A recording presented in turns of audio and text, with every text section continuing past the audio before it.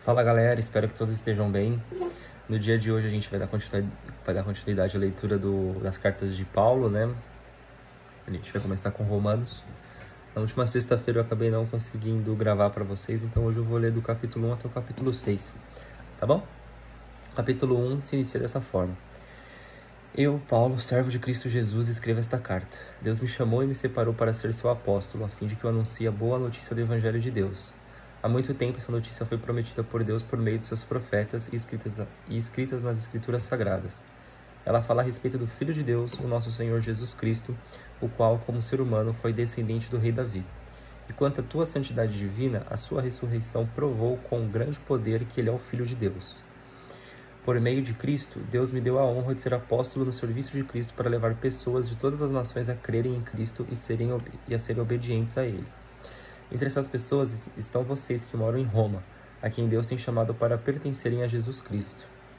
Por isso eu escrevo a todos vocês que estão em Roma, todos vocês a quem Deus ama e a quem tem chamado para serem o seu próprio povo. Que a graça e a paz de Deus, o nosso Pai, e do nosso Senhor Jesus Cristo estejam com vocês. Em primeiro lugar, por meio de Jesus Cristo, dou graças ao meu Deus por todos vocês, pois no mundo inteiro se ouve falar a respeito da fé que vocês têm. Eu sirvo a Deus com todo o meu coração, anunciando a boa notícia a respeito do seu Filho. Deus é testemunha de que digo a verdade. Ele sabe que eu sempre lembro de vocês e oro por vocês. E peço a Deus que, se for da sua vontade, Ele faça com que agora eu possa ir visitá-los. Pois eu quero muito vê-los a fim de repartir bênçãos espirituais com vocês para fortalecê-los. Quer dizer, para que nos animemos uns aos outros por meio da fé que vocês e eu temos. Meus irmãos, quero que saibam que muitas vezes resolvi ir visitá-los, mas fui impedido até agora de fazer isso. Pois eu gostaria que meu trabalho produzisse resultado entre vocês também, como tem acontecido entre os outros não-judeus. Pois é meu dever pregar a todos, tanto aos civilizados como aos não civilizados, tanto aos instruídos como aos sem instrução. É por isso que eu quero anunciar o Evangelho também a vocês que moram em Roma. Eu não me envergonho do Evangelho, pois ele é o poder de Deus para salvar todos os que creem, primeiro os judeus e também os não-judeus, pois o Evangelho mostra como é que Deus nos aceita, é por meio da fé, do começo ao fim.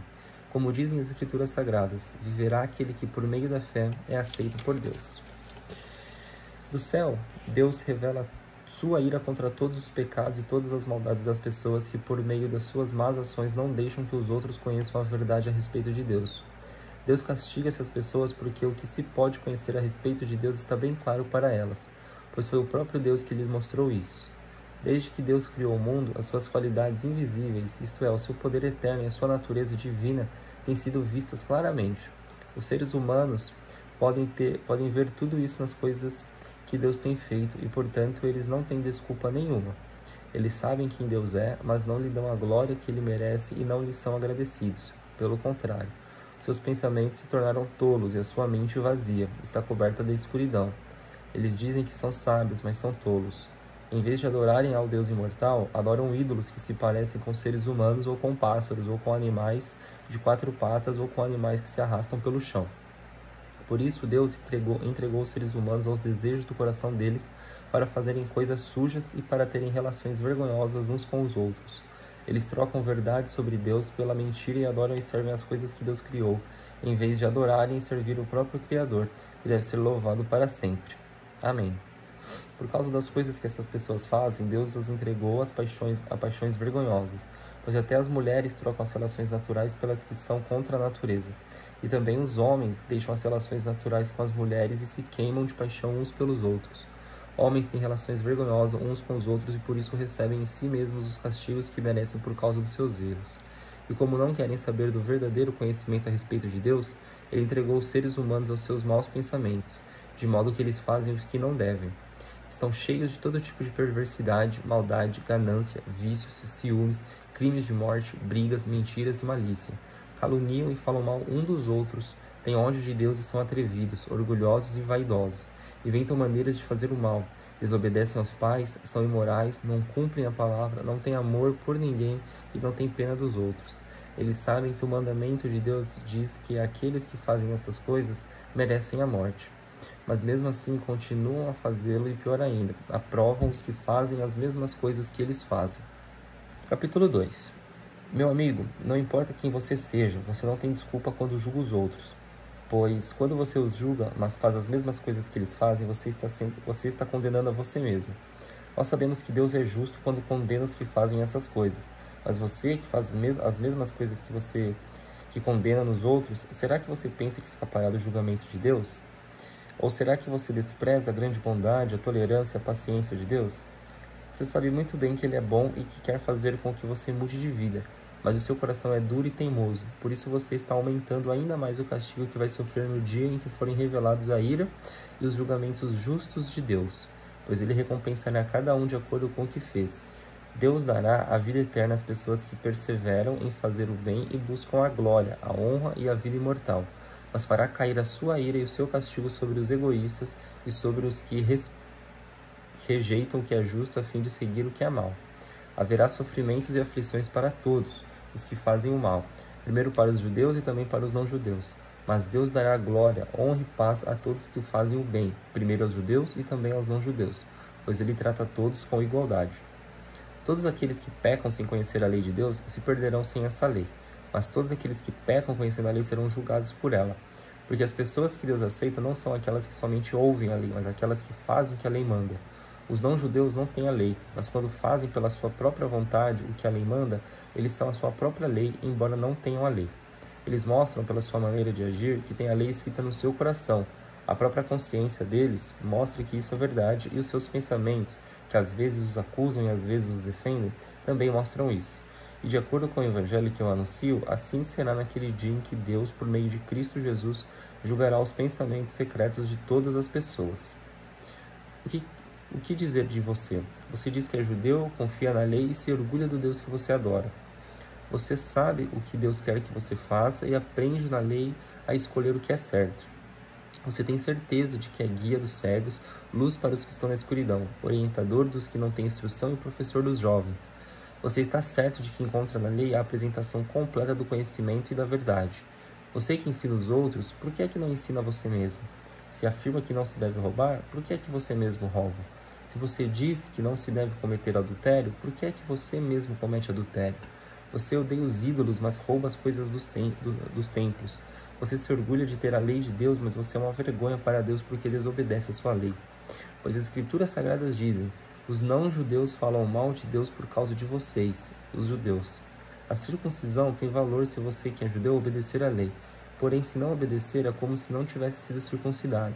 E se um homem que não foi circuncidado obedecer aos mandamentos da lei, Deus o tratará como se ele fosse circuncidado. Assim vocês, judeus, serão condenados pelos não-judeus, pois vocês desobedecem à lei, apesar de terem essa lei escrita e de serem circuncidados, enquanto os não-judeus obedecem à lei, embora não sejam circuncidados. Portanto, eu pergunto, quem é judeu de fato e circuncidado de verdade? É claro que não é aquele que é judeu, somente por fora e circuncidado só no corpo. Pelo contrário, o verdadeiro judeu é aquele que é judeu por dentro, aquele que tem o coração circuncidado.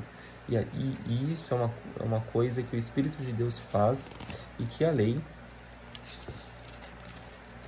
escrita não pode fazer. E o louvor que essa pessoa recebe não vem de seres humanos, mas vem de Deus. Capítulo 3. Então, qual é a vantagem de ser judeu? Será que ser circuncidado tem algum valor? Tem sim, e de muitas maneiras. E a primeira vantagem é que Deus entregou a sua mensagem aos cuidados dos judeus. Mas se alguns não foram fiéis, será que por isso Deus vai ser infiel? De modo nenhum. Que Deus continue a ser verdadeiro, mesmo que todas as pessoas sejam mentirosas, como dizem as Escrituras Sagradas a respeito dele. Que fique provado que tu tens razão quando falas, e que sejas vencedor quando fores julgado. Mas, se as injustiças que cometemos servem para mostrar que Deus age com justiça, o que é que podemos dizer? Que Deus é injusto quando nos castiga? Eu falo aqui com as pessoas que costumam falar. É claro que não. Se Deus não fosse justo, como poderia julgar o mundo? Mas digamos que a minha mentira faz com que a verdade de Deus fique mais clara, aumentando assim a glória dele. Neste caso, por que é que devo ainda ser condenado como pecador? Então por que não dizer, façamos o mal, para que desse mal venha o bem? Na verdade, alguns têm me caluniado, dizendo que eu afirmo isso, porém eles serão condenados como merecem. Então será que nós, os judeus, estamos em melhor situação do que os não-judeus? De modo nenhum. Já mostrei que todos, judeus e não-judeus, estão debaixo do poder do pecado, como dizem as Escrituras Sagradas. Não há uma só pessoa que faça o que é certo. Não há ninguém que tenha juízo. Não há ninguém que adore a Deus. Todos se desviaram do caminho certo. Todos se perderam. Não há mais ninguém que faça o bem. Não há ninguém mesmo. Todos mentem e enganam sem parar. Da língua deles saem mentiras perversas, e dos seus lábios saem palavras de morte, como se fossem veneno de cobra. A boca deles está cheia de terríveis maldições. Eles se apressam para matar. Por onde passam, deixam a destruição e a desgraça. Não conhecem o caminho da paz e não aprenderam a temer a Deus. Nós sabemos que tudo o que a lei diz é dito para os que vivem debaixo da lei. Isso a fim de que todos parem de se justificar e a fim de que todas as pessoas do mundo fiquem debaixo do julgamento de Deus. Pois ninguém é aceito por Deus por fazer o que a lei manda, porque a lei faz com que as pessoas saibam que são pecadoras. Mas agora, Deus já mostrou que o meio pelo qual ele aceita as pessoas não tem nada a ver com a lei. A lei de Moisés e os profetas dão testemunho do seguinte: Deus aceita as pessoas por meio da fé que elas têm em Jesus Cristo. É assim que ele trata todos os que creem, pois não existe nenhuma diferença entre as pessoas. Todos pecaram e estão afastados da presença gloriosa de Deus. Mas pela sua graça e sem exigir nada, Deus aceita todos por meio de Cristo Jesus que os salva. Deus ofereceu Cristo como sacrifício para que, pela sua morte na cruz, Cristo se tornasse o meio de as pessoas receberem perdão de seus pecados, pela fé nele. Deus quis mostrar com isso que ele é justo. No passado ele foi paciente e não castigou as pessoas por causa dos seus pecados, mas agora, pelo sacrifício de Cristo, Deus mostra que é justo. Assim ele é justo e aceita os que creem em Jesus. Será que temos motivo para ficarmos orgulhosos? De modo nenhum. E por que não? Será que é porque obedecemos à lei? Não, não é. É porque cremos em Cristo. Assim percebemos que a pessoa é aceita por Deus pela fé, e não por fazer o que a lei manda. Ou será que Deus é somente Deus dos judeus? Será que não é também Deus dos não-judeus? Claro que é. Deus é um só, e aceitará os judeus na base da sua fé, e também aceitará os não-judeus por meio da fé que eles têm. Será que isso quer dizer que, por causa da fé, nós tratamos a lei como se ela não valesse nada? Não, de modo nenhum. Pelo contrário, afirmamos que a lei tem valor. Capítulo 4. Então, o que é que podemos dizer de Abraão, o antepassado de nossa raça? O que foi que ele conseguiu? Se foi por causa das coisas que ele fez que Deus o aceitou, então ele teria motivo para se orgulhar, mas não para se orgulhar diante de Deus. Pois o que as Escrituras Sagradas dizem? Elas dizem: Abraão creu em Deus e por isso Deus o aceitou. O salário que o trabalhador recebe não é um presente, mas é o pagamento a que ele tem direito por causa do trabalho que fez. Porém, a pessoa que não põe a sua esperança nas coisas que faz, mas simplesmente crê em Deus, é a fé dessa pessoa que faz com que ela seja aceita por Deus, o Deus que trata o culpado como se ele fosse inocente. E isso foi o que Davi queria dizer quando falou da felicidade daqueles que Deus aceita sem levar em conta o que eles fazem. Davi disse: Feliz aqueles cujas maldades Deus perdoa e cujos pecados ele apaga. Feliz aquele que o Senhor não acusa de cometer pecado. Será que essa felicidade de que Davi falou existe somente para os que são circuncidados? É claro que não. Ela existe também para os que não são circuncidados, pois já citamos as Escrituras Sagradas, que dizem: Abraão creu em Deus e por isso Deus o aceitou. Quando foi que isso aconteceu? Foi antes ou depois de Abraão ser circuncidado? Foi antes e não depois. Ele foi circuncidado mais tarde, e a sua circuncisão foi um sinal para provar que Deus aceitou Abraão porque ele tinha fé. Isso aconteceu quando ele ainda não havia sido circuncidado. Assim, Abraão é o pai espiritual de todos os que creem em Deus e são aceitos por ele, mesmo que não sejam circuncidados. Ele é também o pai dos que são circuncidados, não apenas porque são circuncidados, mas porque vivem a mesma vida de fé que Abraão, o nosso pai, viveu antes de ter sido circuncidado. Deus prometeu a Abraão, aos seus descendentes, que o mundo ia pertencer a eles. Essa promessa foi feita não porque Abraão tinha obedecido à lei, mas porque ele havia crido em Deus e havia sido aceito por ele. Pois se aqueles que obedecem à lei vão receber o que Deus prometeu, então a fé é inútil e a promessa de Deus não tem valor, pois a lei traz o castigo de Deus. Mas onde não existe lei, também não existe desobediência à lei. Portanto, a promessa de Deus depende da fé, a fim de que a promessa seja garantida como presente de Deus a todos os descendentes de Abraão. Ela não é somente para os que obedecem à lei, mas também para os que creem em Deus, como Abraão creu, pois ele é o pai espiritual de todos nós.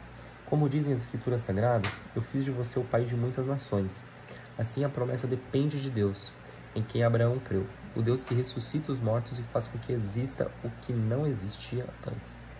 Abraão teve fé e esperança mesmo quando não havia motivo para ter esperança, e por isso ele se tornou o pai de muitas nações. Como dizem as Escrituras, os seus descendentes serão muitos. Abraão tinha quase 100 anos, mas mesmo quando ele pensou a respeito do seu corpo, que já estava como morto, ou quando lembrou que Sara não podia ter filhos, a sua fé não enfraqueceu. Abraão não perdeu a fé nem duvidou da promessa de Deus. A sua fé o encheu de poder e ele louvou a Deus, porque tinha toda a certeza de que Deus podia fazer o que havia prometido. Por isso, Abraão, por meio da fé, foi aceito por Deus.